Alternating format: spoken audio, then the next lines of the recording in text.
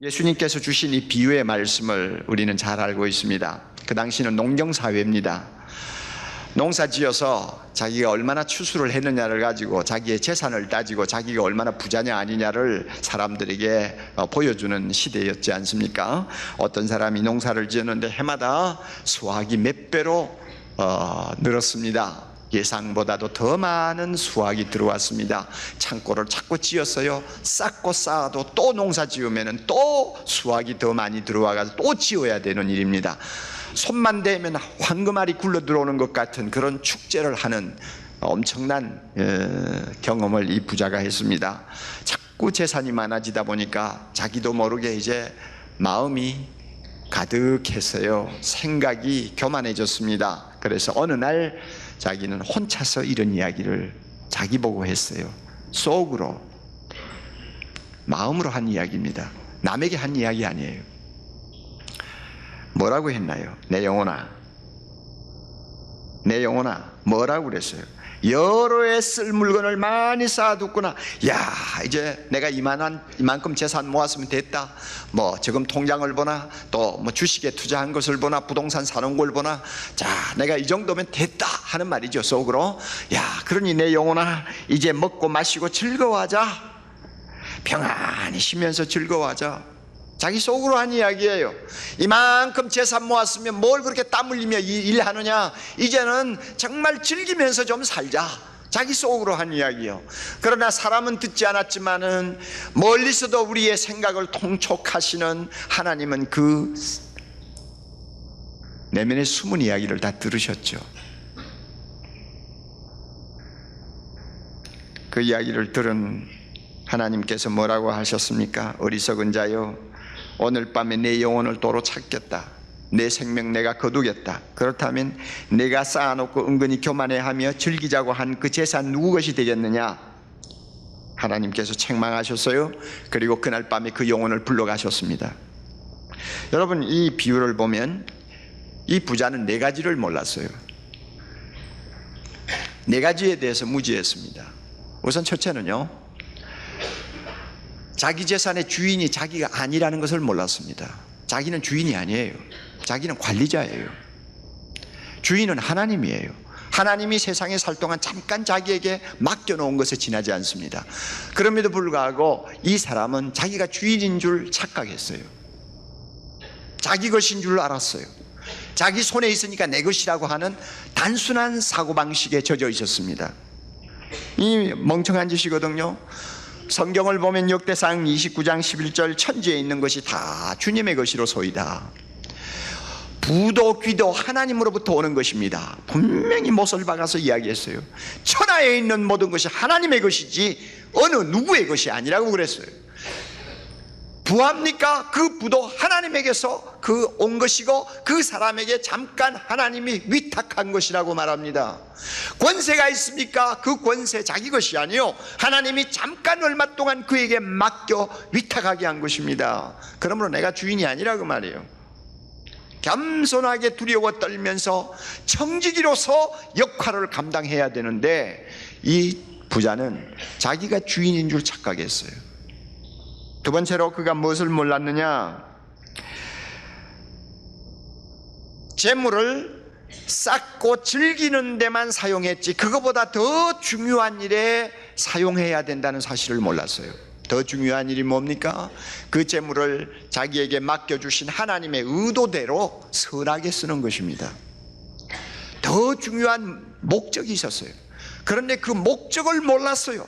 돈을 벌면 벌수록 그 목적이 무엇인지를 전혀 모르고 오리무중 속에 헤맸어요. 그러다가 보니까 이것은 나를 위해 내가 즐길 수 있는 나의 것이라고 하는 생각만을 고집했습니다. 그러니 더 중요하고 가치 있는 일에 쓸 줄을 몰랐습니다. 세 번째로 그가 무엇을 몰랐는지 압니까?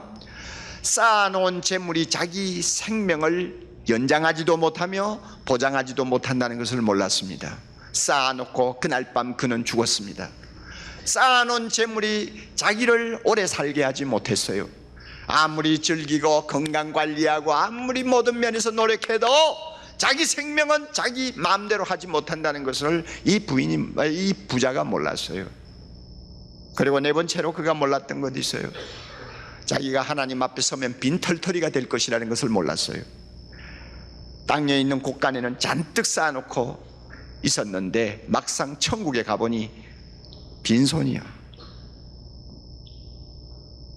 자기가 그렇게 될 줄을 몰랐어요. 이렇게 네 가지를 이 부자가 모르고 살다가 인생을 끝냈기 때문에 하나님께서 그 사람을 놓고 어리석은 자라고 말을 했습니다. 바보라는 뜻입니다. 바보라는 뜻이요. 우리는 이 세상에 살 동안 하나님의 자녀로서 엄숙한 자세로 양자택일을 해야 합니다. 나를 위해 부자가 되는 한 생을 살 것인가, 하나님을 위해 부자가 되는 한 생을 살 것인가 선택해야 합니다. 나를 위해 재물을 쌓는 자가 될 것인가, 하나님을 위해서 재물을 쌓는 자가 될 것인가 선택해야 합니다. 세상에서 부자 되기를 원하는가, 하나님 나라에서 부자가 되기를 원하는가, 둘 중에 하나를 선택해야 합니다. 성령께서 이 시간 우리 마음을 움직여서 바른 선택을 할 수 있도록 우리를 도와주시기를 바랍니다. 돈이라는 것은 원래 나쁜 것이 아닙니다. 하나님이 주신 축복입니다. 재물이라는 것은 하나님의 손에서 오는 것이고 바로만 쓰면 선한 것입니다. 참 좋은 것입니다. 여러분, 우리가 한 생을 살면서 인간답게 살고 인간답게 대우를 받기 위해서 돈이라는 것은, 재물이라는 것은 없어서는 안 되는 필수 요건입니다. 특별히 자본주의 사회에서는 그렇습니다. 돈은 우리의 힘입니다.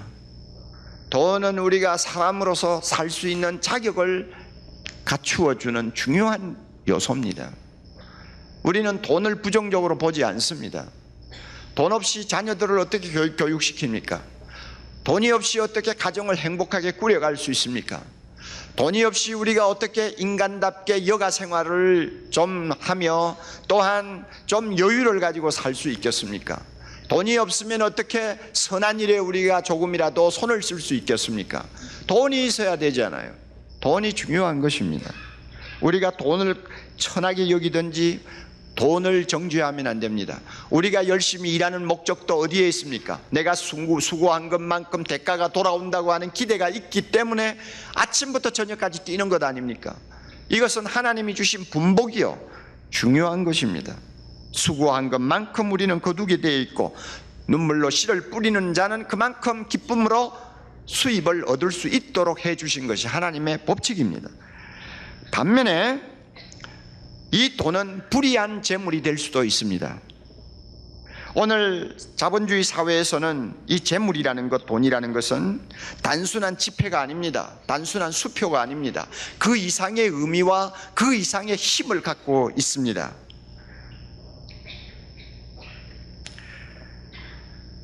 그러다가 보니까 이 돈은 사악하고 무서운 힘을 지닌 괴물이 되어버렸습니다.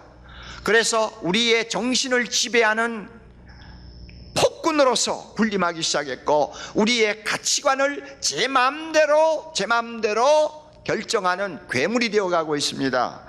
우리의 영혼과 우리의 육신까지도 마음대로 유린하는 천하무적의 괴물이 되어버렸습니다. 이것이 오늘날의 돈입니다. 모든 사람들은 다 돈 앞에서 쩔쩔맵니다. 아부합니다. 그 돈 앞에서 마치 하나님인 양 엎드려 절을 하는 것이 오늘날 우리의 현 사회입니다. 30여 년 전만 해도 대학을 들어가는 신입생들은 두말하지 아니하고 인생을 살면서 의미 있는 생을 살고 싶으냐, 아니면은 많이 벌어서 잘 살고 싶으냐 물으면 의미 있는 생을 살고 싶다고 대답했습니다. 그러나 오늘날 대학을 들어가는 신입생들에게 물으면 10명 중에 8은 수입이 많은 직업을 가지고 편안하게 살고 싶다고 하는 대답을 거침없이 합니다. 이것은 한국도 그렇습니다. 미국도 마찬가지입니다. 이렇게 돈이 우리의 가치관을 변질시켜 놓았습니다. 보수만 많이 받으면 직업상에 어떤 보람이 있을 거라고 생각합니다. 다시 말하면 돈을 많이 주는 직업은 선하다고 생각하는 것입니다. 그리고 삶의 가치를 수입의 가치와 동일시합니다. 수입이 많은 직업을 가진 사람은 그만큼 삶의 가치를 가진 생을 살고 있다고 믿는 것입니다. 이만큼 우리의 가치관이 뒤틀려 버렸습니다. 다른 사람을 볼 때도 얼마나 버느냐, 얼마나 수입이 있느냐로 그 사람의 인격을 논하는 시대가 되어버렸습니다. 로또 복권을 우리가 봅니다. 세상에 이런 나라가 어디 있습니까? 세상에 이런 나라가 어디 있습니까? 모두가 돈에 환장을 했습니다. 땀 흘리고 열심히 수고해서 버는 돈 아닙니다. 어떻게 하더니 쉽게 한꺼번에 손에 쥘 수 있는 돈이 있다면 모두가 환장을 해요. 모두가 체면에 걸렸습니다. 여러분도 텔레비에 보셨을 거예요. 어떤 자매가 텔레비 인터뷰를 했습니다. 그때 막 어떤 사람이 로또에 뭐 어떻게 긁어가지고 60억인지 얼마인지 따서 화제가 된 그 당시입니다. 기자가 물었어요. 60억 원을 한꺼번에 손에 쥔 사람 아시죠? 어떻게 생각하세요? 그랬더니 한 30대 초반의 이 자매가 조금 더 꺼림이 없이 너무 부러워요. 그래서 오늘 나도 한 장 샀어요. 여러분, 옛날 같으면 그렇게 하겠어요? 우리는 그런 돈 욕심내지 않습니다. 열심히 일해서 조금씩 버는 돈이 가치가 있지, 그렇게 수고하지 않고 얻는 돈 저는 좋아하지 않아요. 다 이런 말 하지 않겠어요? 그래야만이 정상 아니겠어요? 특히 젊은이가 아예 그 텔레비 앞에서 한 50대 실직당한 어떤 남자가 나와서 인터뷰를 하는데 너무너무 부럽다고 하면 그건 이해가 돼요. 얼마나 인생의 짐이 무거우면 저러겠나 이해가 되는데, 이제 30대 꽃다운 나이의 젊은이가 아마 처녀일지도 몰라요. 그런데 너무너무 부럽다고 저렇게 하는 그 말을 서슴지 않고 털어놓는 사회, 여러분 상상을 합니까? 우리는 돈의 양에만 눈이 어두웠지 돈의 질에 대해서는 제대로 분간할 수 있는 눈을 갖고 있지 못하다는 것이 솔직한 고백입니다. 돈에는 불의한 돈이 있습니다. 의로운 돈이 있습니다. 돈에는 깨끗한 돈이 있습니다. 더러운 돈이 있습니다. 우리가 이것을 압니까? 여러분도 신문에 보셨을 거예요. 미국에서 복권에 당첨된 분이 10만 불을, 약 1억 몇천만 원을 구세군 선교단체에다가 헌금을 했다고 합니다. 구세군 선교단체에서 그 헌금을 넣고 토의를 했어요. 이걸 받을 거냐 말 거냐. 토의를 하다가 받지 않고 주인에게 다시 돌려주기로 결정을 했습니다. 이유는 간단합니다. 도박으로 번 돈은 하나님에게 드릴 수가 없다. 아직도 여러분 가치가 살아있지 않아요? 돈은 좋은 것이지만은 우리가 잘못 쓰면은 대단히 무서운 해독을 지니고 있습니다. 가장 무서운 것은 우리의 마음을 하나님으로부터 빼앗아 갑니다. 우리의 마음을 하나님으로부터 도둑질해 갑니다. 이게 돈이 주는 무서운 해독이요. 또 하나, 돈이 주는 해독은 싸우면 싸울수록 더 탐욕이 생기는 중독 증세입니다. 이것이 돈이 갖는 무서운 함정이에요. 그러므로 성경에 보면 재물에 관한 한 굉장히 엄하게 말씀을 하는 것을 봅니다. 그 예로 바울은 에베소 교회를 목회하고 있는 디모데에게 이렇게 교훈합니다. 디모데전서 6장 17절입니다. 이렇게 말합니다. 네가 디모데야, 이 세대의 부한자들, 너희 교회에 잘 사는 사람들, 그들에게 명령을 해라 그랬습니다. 그들 눈치 보고 부드럽게 말하지 말고, 잘 사는 사람들 눈치 보고 그들에게 행여나 비상할까 싶어서 그들에게 상처 줄까 싶어서 떨지 말고 엄하게 명령해라 그랬습니다. 명령하라고 그랬어요. 단호하게 말하라고 그랬어요. 뭐라고 말을 하라고 그랬나요? 마음을 높이지 말라고 명령해라. 돈 좀 있다고 거드름 피우지 말라 그 말이에요. 거드름 피우지 말라고 명령해라. 또 정함이 없는 재물에 소망을 두지 말라고 명령해라. 재물에다가 마음을 두지 말고 하나님에게 두라고 명령해라. 적당히 말하지 말고 명령해라. 얼마나 대단해요. 그리고 뭐라고 명령하라고 했습니까? 선한 일을 하라고 엄하게 명령하라고 그랬습니다.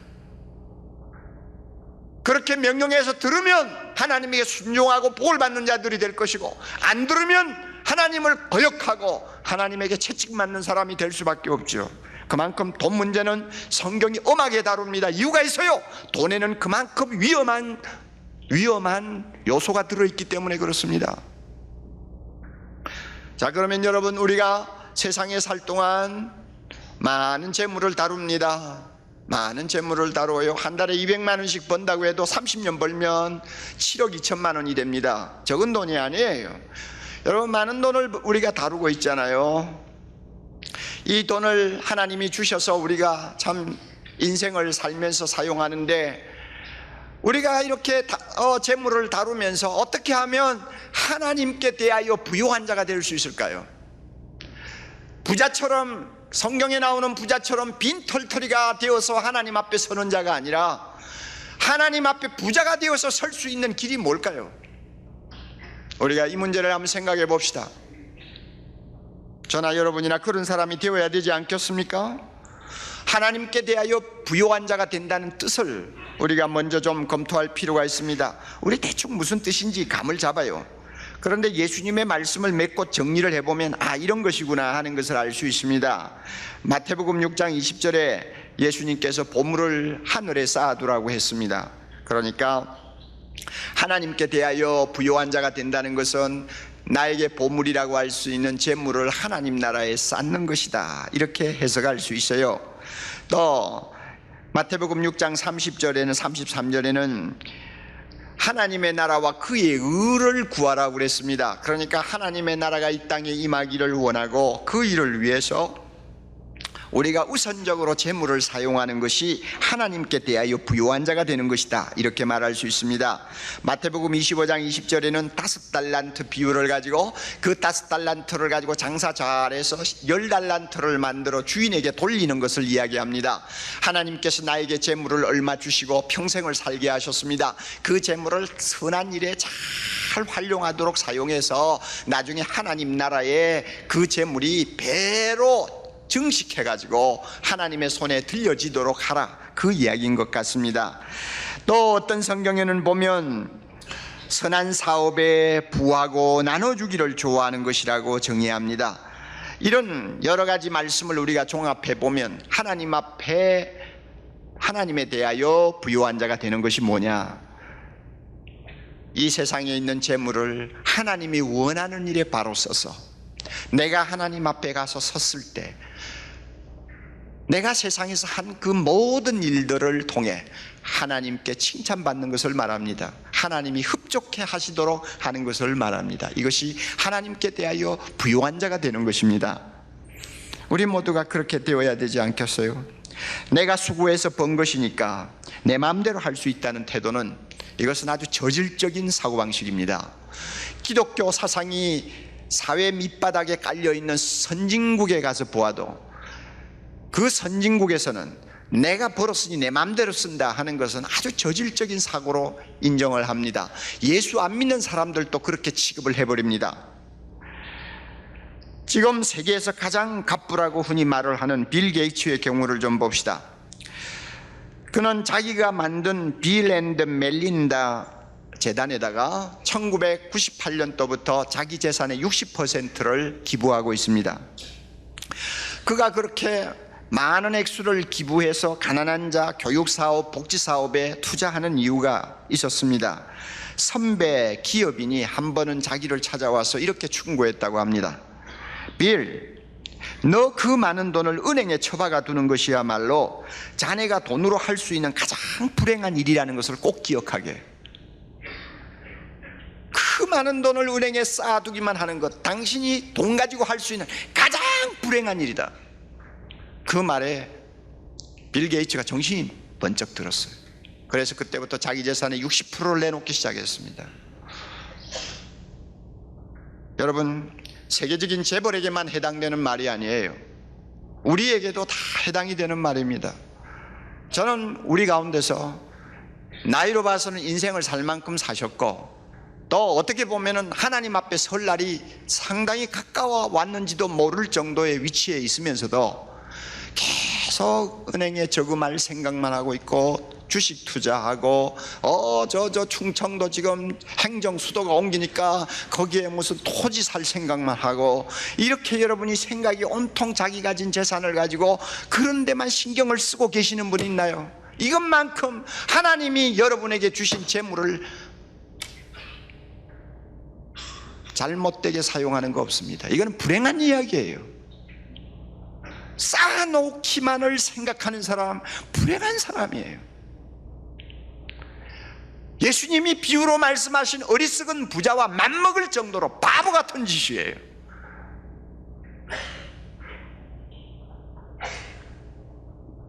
우리가 하나님 앞에, 하나님께 대하여 또 하나님 앞에서 부요한 자가 되기 위해서 우리가 실천해야 될 것이 있다면 헌금입니다. 가장 소박하면서도 누구나 쉽게 할 수 있는 일이 헌금입니다. 11조를 위시해서 성경이 정하는 적정한 헌금을 우리가 하나님 앞에 구별해서 드림으로 우리는 하나님 앞에서 부요한 자가 될 수가 있습니다. 헌금이라는 것은 우리에게 구원을 주신 하나님께 우리 마음을 드리는 예배가 됩니다. 다시 한번, 헌금이 뭐냐? 우리에게 구원을 주신 하나님께 우리 마음을 드리는 뭐가 된다고요? 예배가 됩니다. 이게 헌금이에요. 헌금은 예배입니다. 여러분, 우리가 하나님 앞에 받은 은혜가 얼마나 큽니까? 저나 여러분이나 참 우리 하나님 앞에서 받은 은혜 손으로 다 헤일 수가 없죠. 나 같은 죄인 우리 하나님이 사랑하셔서 불러주시고 십자가의 보혈로 모든 죄 씻으시고 영광스러운 그의 아들 삼으셨으니 이 얼마나 큰 은혜입니까? 잠깐 있다가 가는 세상, 이 세상에서 우리의 모든 것이 끝나도록 하시지 않고 영원한 하나님 나라를 준비하신 후 값없이 그 나라에 들어갈 수 있는 은총을 허락해 주셨으니 얼마나 감사합니까? 하나님이 주신 은혜 우리가 생각하면 우리 모두가 흥분을 감출 수 없을 만큼 받고 또 받고 받고 또 받고 그 사랑에 우리는 흠뻑 젖을 정도로 하나님은 우리를 사랑해 주시고 은혜를 주셨습니다. 믿습니까 여러분? 우리가 하나님 앞에 구원의 감격에 감사해서 드리는 예배의 기본 요소가 헌금이에요. 왜냐하면 거기에 마음이 담겨있기 때문에 그렇습니다. 내 보물 있는 곳에 내 마음이 있느니라. 우리 모두 저나 여러분이나 똑같아요. 돈에 마음이 가 있어요. 그러므로 내가 진정 내 마음을 하나님께 드리려면은 하나님이 주신 물질 들고 나와야 돼요. 구약시대에는 빈손으로 와서 제사 드리지 말라고 그랬습니다. 그리고 하나님께서 분명히 말씀하셨어요. 잠언서 3장 9절, 내 재물과 내 소산물의 처음 익은 열매로 여호와를 공경하라고 그랬습니다. 재물을 들고 나와서, 돈을 들고 나와서 헌금으로 하나님께 드릴 때 하나님을 예배하는 공경이 된다고 그랬어요. 하나님을 공경하게 된다고 했습니다. 한 가지 여러분 알아두세요. 예배를 아무리 정성껏 드려도요, 여러분이 헌금에 인색하면 거기에는 마음이 빠져버린 예배가 된다는 것을 기억하세요.